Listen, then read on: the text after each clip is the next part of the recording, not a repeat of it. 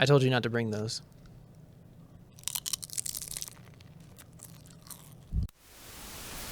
Thank you for tuning in to Chillcast. Rolling in with Chillcast.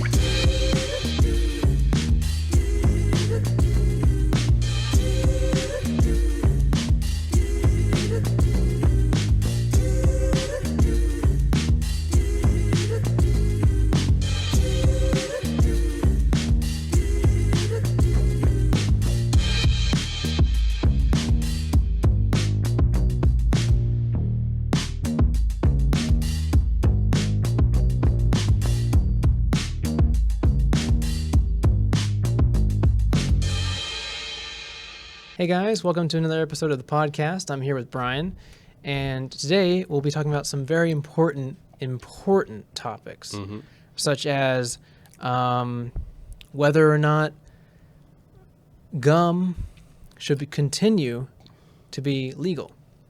Because if you think about it, it's basically alcohol. Yep, it damages your lungs and your liver. And it gets you drunk lungs. just like alcohol. And it fills up your lungs when you swallow it. And it's honestly, chewing gum is worse than smoking. Yep. Because think about it. If you smoke, you can make cool designs in the air. Yeah. But if you chew gum, it's kind of selfish. Yeah, it's only affecting you negatively. Yeah. Because smoking only affects you positively. And you can't entertain people with chewing gum, but you can entertain people with smoking. Yeah. So Chillcast, this is official Chillcast statement. We support smoking because it's better than chewing gum. And you actually said that first. Yeah. That was like one of the first things you ever said to me.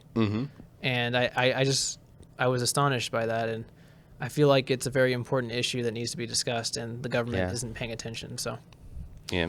But welcome back to another episode. Today we'll be discussing, like I said, very important topics. Yep. So first off, which is better, banana or apple?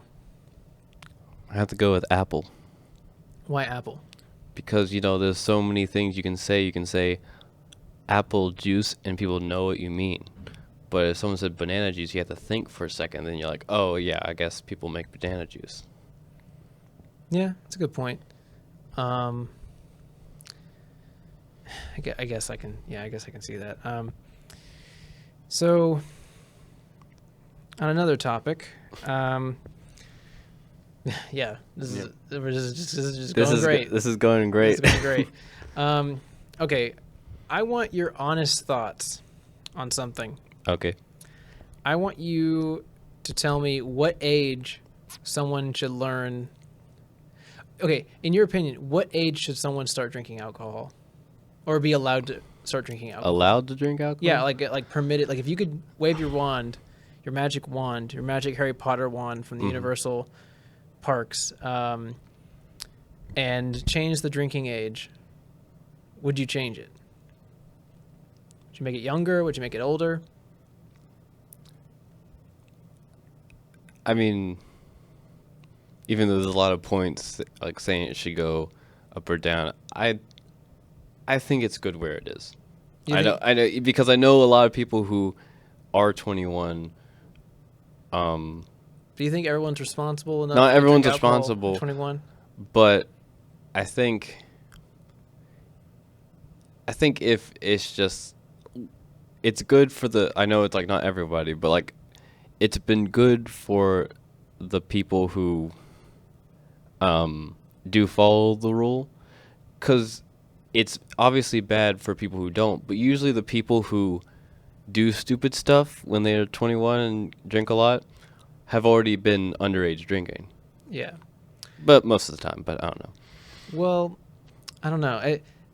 The weird thing is, I feel like if we educated people at younger ages about how to use substances like that responsibly, it wouldn't be a big deal. Because like in Europe, people always say that in Europe, people drink younger.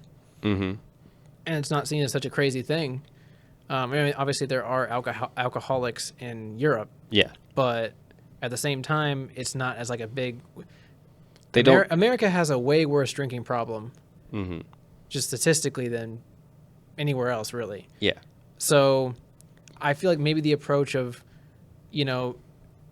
showing people how to how to drink alcohol at like a younger age responsibly Yeah.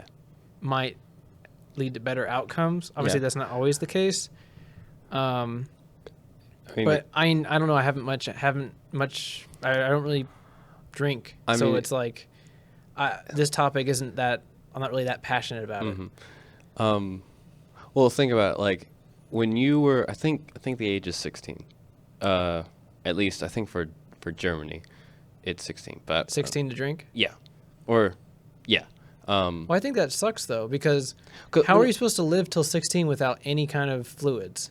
No, I meant okay. No, Cause think about it. So, what like do you have something where you, like, knew something was wrong to do, or thought something was wrong to do, or you were told not to do something at 16 that you could technically do? I know that we're talking about drinking, but like just think of another thing. You could technically do it when you're older, but you can't do it when you're 16. Like, did you have the same like idea about that? Basically, did you think the same?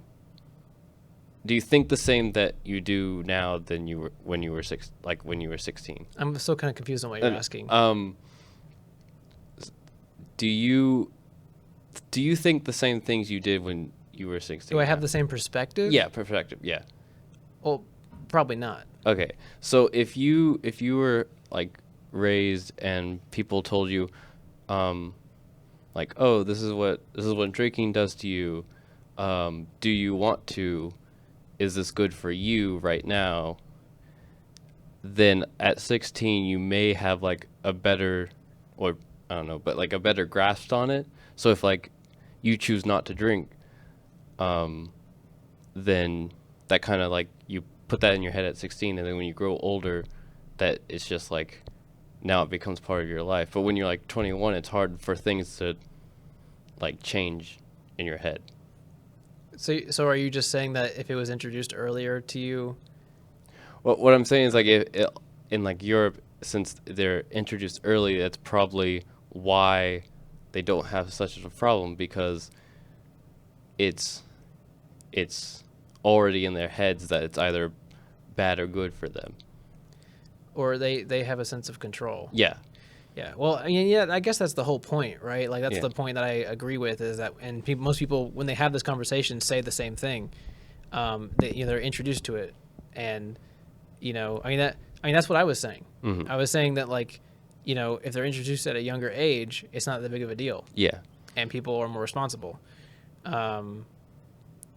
Yeah. So basically, I mean, I don't know. I also think it's just there's such a horrible alcohol problem in the U.S. It's like, drinking is not necessarily bad in moderation, but like I've heard so many stories of like tourists coming here and seeing, just like hearing horror stories and like just being exposed to it, like people like going crazy, partying and drinking way too much, and it's a shock to them because it's not such a big deal in their respective country. Yeah. Like I there's a lot of things like that. Obviously, there's a lot of cultural differences when it comes to other things and substances and whatever. Like I can't remember what culture it is that they had this practice of chewing on this like certain like betel nut. I think it's called a betel nut, and it was kind of like a cultural thing. But then, it was normalized. But then people eventually realized that it was like a stimulant, like a really strong stimulant, and that it wasn't really that great for you. But like, people are introduced to it, and they're able to use it responsibly. Yeah. But at the same time, it's still what it is. It is still what it is. Yeah. As they say. But yeah, so I don't know. It's a tough question. Alcohol is a drug. Yes. It's a drug. I mean, just like anything, there's always too much of a good thing. Yeah. Anything can be a toxin if you eat too much of it or Mhm. consume too much of it. Yeah. But like, yeah, just this is a pressing topic. I feel Yeah. like For all the kids watching, for all the kids that have definitely watch. vodka in their sippy cups. Yeah, yeah. You probably shouldn't get do a that. get a hold of yourself. Yeah, get a okay? hold of yourself. You should be ashamed. Yeah. I don't think there's ever been vodka in a sippy cup, unless there's like just really a really horrible parent out Yeah, there, yeah. and they gave their kid vodka because they. Or they were Vodka. just feeling like they wanted to be funny, and an adult filled a sippy cup with vodka and drank it. I I don't know why they would do that's that. hilarious. I don't know. I don't know. Yeah, drugs, cool stuff. Anyway. Anyway, I think basically the lesson I'm trying to teach you with bringing up this topic is that other people don't know how to use drugs responsibly, but I do. Mhm. That's why I use so many of them. Yeah, yeah. Just so that way there's not as much drugs going around Mm-hmm. in circulation. That way, I'm really a protector. So like Mhm. if you see me using heroin and fentanyl at the same time, just think he's a hero. That's Yep, all I want that- you to know. So moving on, let's segue over to another topic. Mhm. What are your thoughts on watching trailers? Watching trailers. Do you think it ruins the experience of seeing the movie now? Now, yes and no. Expand on that. So, like, obviously, like you said, some trailers do ruin the movie. Like, they basically show you the whole plot. They don't leave anything up for a surprise. I was surprised. But then some trailers are really good at showing you maybe a lot. Like just enough to entice you. Just enough to entice you, but they don't show everything. Like, I was just looking around and I saw this video where it was like trailer version of a scene from I think the newest Transformers movie, Okay. and it said trailer version, and you see Optimus like roll and like pull a gun out, and then in the movie, like a rhinoceros or one of the dino or beast bots was behind him in the movie, but in the trailer he wasn't. Okay, yeah. Marvel Studios has been known to do that too. Mhm. Like in the trailer for Infinity War, Yeah. there's a shot of all the characters running Yeah. in a field, and Hulk is in the background. But that never happens because he doesn't actually turn into the Hulk Yeah. in the movie during that fight scene. Like Yeah. the Hulk's like, no, I'm not gonna do it. Mm-hmm. And so he uses like the big Hulk Buster suit. That's like the Mhm. whole thing. But I like when movies do that or studios do that when they edit the trailer so it entices you, but it doesn't reveal the plot. Yeah. Because I don't want the entire thing spelled out. That's why I had to stop watching trailers for the new Planet of the Apes movie. Mm-hmm. Because it just seemed to reveal every single like shocking, cool thing. Like And I just had to stop. I had to cut myself off because I'm excited. I was excited for the movie, and it turned out to be a great movie. But it kind of ruins the. It's like yeah. It's like you've already seen it. I think And, the yeah. one big one was the spoilers, but when in the trailer she talked. Like the girl talks to the apes. Yeah, because that would have been a more of a surprise when like if you didn't know, because you like, okay, maybe they're gonna like talk and wow them, because that's what happened in the original movie with the main character Mhm. and the apes. But in this one he's like, oh, is she gonna talk? Is she not? But then the trailer's just like, yeah, I can talk. Yeah, Basically. which in itself it's a great scene. That's why I kind of feel I wish I had never seen a trailer for it. Yeah. I just wish they like I don't know did a little like title card and said this movie's coming out, Yeah. and then I just went in blind because I loved a lot of what they did with the universe, like the world. Yeah. It's not what I. There were some surprises. They still managed to hide some things. Mhm. Like I liked how they employed birds in their culture, like Yeah, how they that, use that like yeah, I like that like was really cool. messenger hawks. Yeah. You know, and how that there was like a bond you had to make with that hawk. Like it wasn't just like, oh, you're doing my bidding. It's like you have to actually like create a bond with them. Yeah. And like certain people are better at it than others, and it's like a ritual in the culture. I like that it pays homage to the previous movies, but how it's like, oh, the era of Caesar is over, and this is the next thing. And again, spoilers, heavy spoilers for Planet of the Apes, the new ones. But yeah, I just think trailers need to be less revealing. And if you do need to reveal a lot in order to entice people, alter the footage like a lot. Like don't make it too like if, for example, the first Suicide Squad movie, which I have yet to see. I probably should see it. I clown on it, but I haven't actually seen it, so I guess I can't really have an opinion. I've seen the second one. Yeah. But I remember seeing the trailer, you know, and it played Bohemian Rhapsody in it, and it was such a well-edited trailer. Yeah. Like, it was so good. Like, it got me to want to see it. Like, oh, this is going to be great. But then, like, the movie ended up being terrible. So, like, you know, there is such thing as a really good trailer, bad movie, really good trailer, good movie, and so forth. Yeah. Like, but, like, you know, if you look at making movies from a specifically or a distinct financial perspective, you really have to have a good trailer. Yeah. And so if you reveal everything, it kind of deters people from seeing the movie. Yeah. Like, you can make your money back on the movie and more with just a good trailer to get people to buy that ticket. They don't actually have to like the film, but you have to get enough people to see it initially before the reviews come out and tell you how bad the film is. Which I think is what the case for Suicide Squad was. Yeah. Not the second one. The second one was really good. Like, across the board, everyone liked it. So, but yeah. What was I gonna say? Yeah. When can't remember when they started doing like movies. The first trailer. Which one was the first trailer?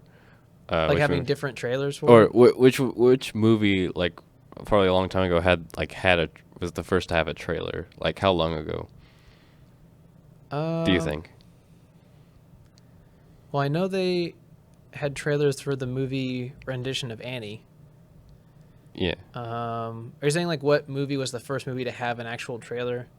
Is that what you're asking? Just kind of went around like what year do you think, or if you remember? I mean, it would be before I was born. Yeah, because let's see if I can find that out. Because I think what's really interesting, or if I'm misremembering, sorry, but it's like they used to. I think they maybe just did posters at first. Let's see. Film trailers were conceived in 1913 by Nils Granlund, the advertising manager of Marcus Loew Theaters, when he spliced together rehearsal footage of The Pleasure Seekers, a Broadway play at the time, into a mini promotional montage that trailed after films shown at Loew Theaters. That's why they're called trailers. Yeah. Because they were like trailing after the film originally. Yeah. So, but nowadays we have trailers before the movie. Yeah, but we still call them trailers. We still call them trailers. Because the first trailer. My theory on that was that the reason they called it trailers was because they used to advertise movies on the side of like buses or trucks or whatever. Yeah. Or like trailers, you know. Yeah. But I was completely wrong.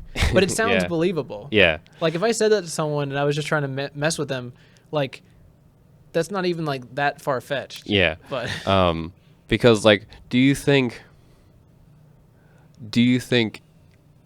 people would like take the film the same, or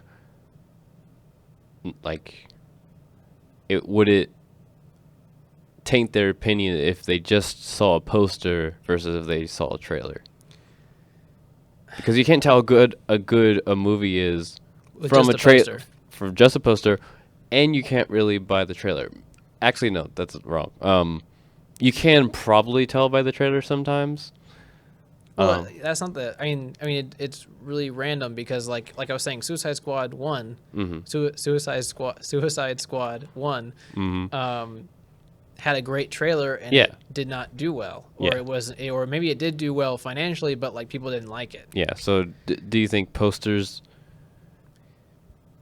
I have a question for you. Yeah. Do you think, I mean, it might not be feasible, but do you think from now on movies should just be advertised with like really, really short trailers, like shorter than they already are? Do you think shortening trailers would be better? I think yes, because I get really like every time a teaser trailer comes out, I get excited because of like the little details they showed. It just says like this movie's coming out and this is somewhat how it looks, or maybe you like hear sounds from the movie or like a past movie, but it's like now this is a sequel and you can hear things that point to the plot. But the teaser trailers, people get really excited about, and then the trailers start coming out and people are like, well, like not always, but like You see some of the same stuff, and then you just see like way too much. yeah. I think if they had a trailer, or the trailer is like in the middle between how long a teaser trailer is and how long the final trailer is, somewhere in the middle, and that I think that would be good. So you think there's like an optimal length? Yeah, and only one. Only one, so no new ones. No trailer 2 or trailer 1. I think that is the mistake that people make, is studios make, is making more than one trailer. Yeah. But I think it's because in their head they're like, we need to keep the hype for it going. Yeah. But people release trailers really early on, right? Like almost a year in advance, or maybe half a year in advance, right? Yeah. They have to like every few months keep that hype going until the release date, and then right up to the release date they release more trailers, and then the movie comes out, right? Yeah. I think they should announce like an initial, like, this movie's coming out, Yeah. Like a poster or a and then picture. wait until like about halfway through, then the trailer, and then other half of the time frame, and then movie, because that way it's like you're left with so many questions, like, oh, this movie's coming out, I can't wait. The title card, even the title card is usually enough to get people excited. Yeah. Like if it's I guess I'm going from the idea of like a previously existing franchise. Yeah. It'd be kind of hard to do that model with an original story, unless it's like a really famous studio like A24. Yeah. Like A24 just has to say, okay, this movie's coming out with these actors, and people are already hooked. Yeah. And then like they could release a trailer halfway through. There was one trailer for an A24 film with Willem Dafoe, where he's like stuck Cool. in his like apartment or something, and it's like a weird like Saw situation or whatever. Okay. And people were making not Harry Osborn. Am I forgetting his name? What's Green Goblin's name? Harry Osborn? No, not Harry. Jeez. Norman. Norman Osborn. Jeez. Norman. I had to think about You can't do this to me. You know how much I sacrificed. I had to remember in the Spider-Man game, Doc Ock saying Norman. Where was I going with this? People were making fun of that movie trailer because they were like theorizing like he's gonna have like voices in his head, and it's just gonna be like Green Goblin again, but without being Green Goblin. But without being Green Goblin, or being something of a scientist himself. Yeah. Which he is, by the way. He is in something case of a you didn't know. scientist himself. And much like Tezon Day, he moves away from the mic to breathe. Mm-hmm. So anyway, that movie, did it ever come out? No. I don't know, because I saw a trailer for it like a year ago, and I might be like really stupid, which is extremely possible. Okay. But yeah. I don't ever remember seeing it come out like in theaters, Yeah. or like seeing posters for it. Like, did they just scrap it? I don't know. Yeah. Oh, that just made me think of something cool that like someone could make. They could make a movie theater, but they only play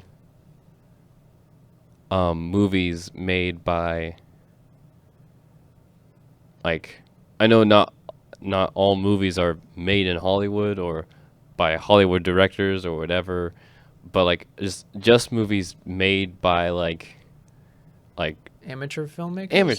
yeah. That Are would be there great. places like that? Well, in California, they have like small, like exclusive showings of like short films and feature length films by like Yeah. up and coming directors, like and like film festivals. Yeah. Like that's how like some movies that are made by amateurs, even though they're just as gifted, like amateur films, are that's how they're like shown at festivals, and then it gets enough press that it gets a theater release. Yeah.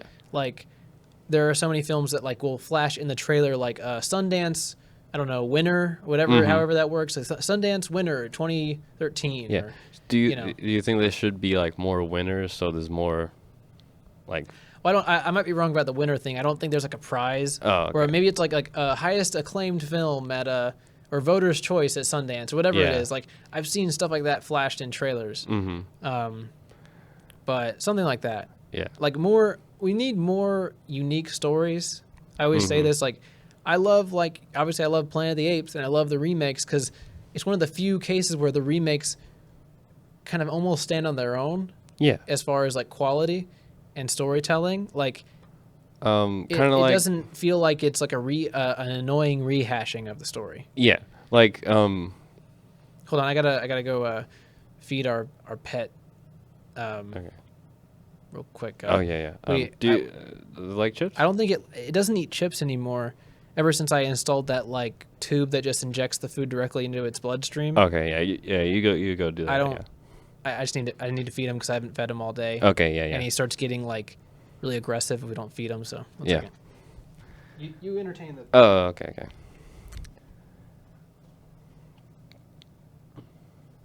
So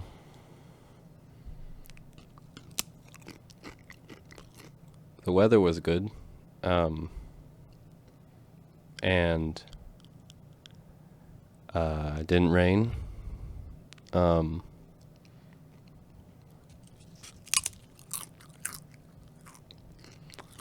And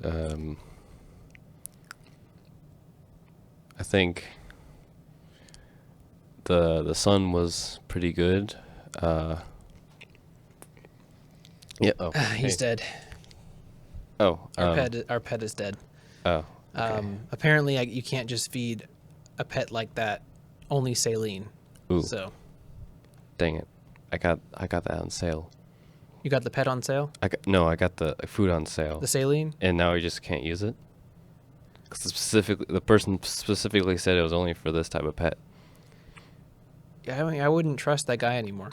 Oh, okay. So Well, that's where I got these chips.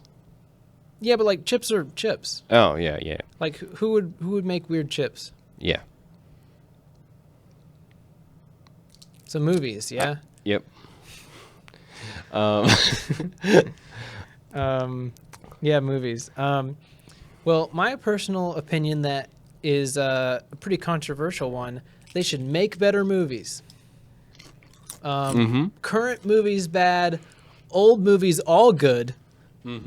All old movies are good. All old movies are good. All new movies bad. All early 2000 movies good, but only because they have reached the point of being old. New movies bad, always bad. And if new movies try something new, immediately bad. They have to be established in a Okay. previous franchise. Oh, okay. Yeah. Like, no, I'm just kidding. No, yes. I just there are people online who have that like legitimate perspective. Like, it's not like this new movie is nothing compared to Alfred Hitchcock's classic or whatever. Yeah, it's whenever comparing movies that have like people who compare movies that have nothing to do with each other, saying that one's better and film was better because of back then because of this movie, and this film sucks because of this, and it's like one's a psychological thriller and the other's like a kids movie. Like, kind of, I know that's very extreme, but you know what I mean. Yeah. Well, I just think like I like movies, and I know Yes. that's not a very original I don't know, interest or whatever. No, it's But very like original. I've learned like people, it's cool to critique movies. Yeah. It's interesting, to critique and like analyze film and find out deeper meanings and Yeah. or just enjoy a movie that you enjoy, and not go super deep into it. Yeah. I just look at like reviewing movies or discussing movies as if someone legitimately likes something and you like clown on them for liking it, you're Yeah. the worst kind of person. Yeah. Like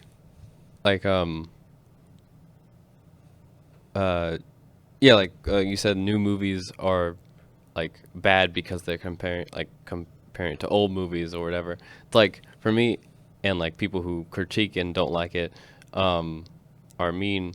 Like for me, like I don't really like the Star Wars sequels, which is kind of a half and half opinion in the Star Wars whatever, but on their own, I would if there was no previous thing, I would probably like them more.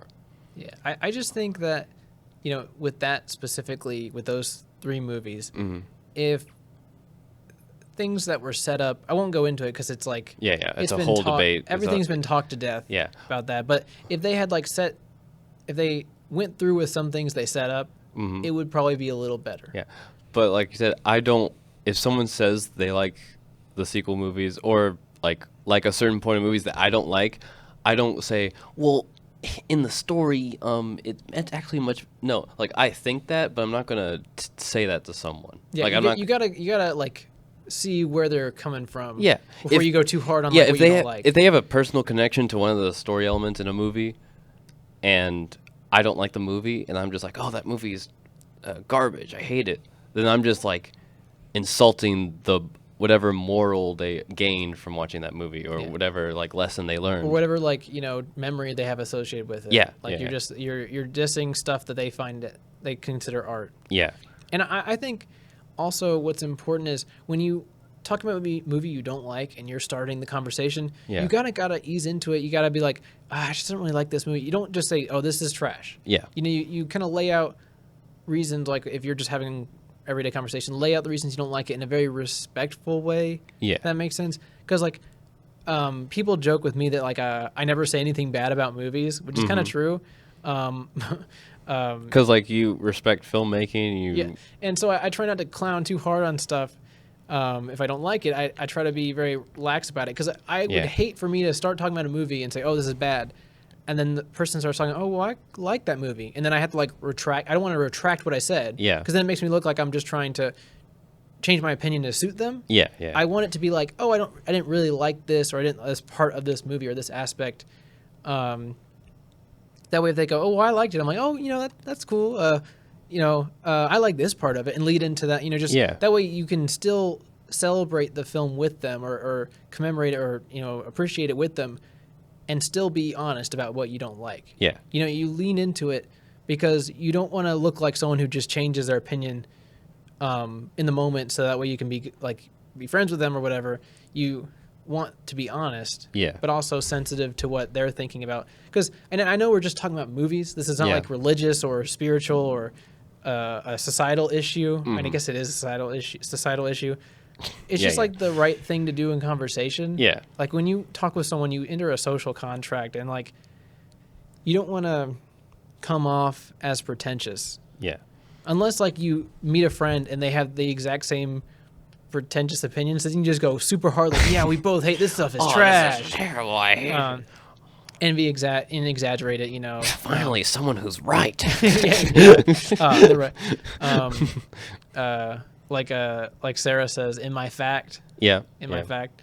But yeah, I just think it's important to be, I don't know, it's a stretch to say empathetic. Just like kind. Be kind. When you discuss movies or music. Music is obviously basically the same idea. But yeah, I think that's where we're gonna end it. Thank you guys for watching. If you want to donate some money for our pet's funeral, because we're not paying for it.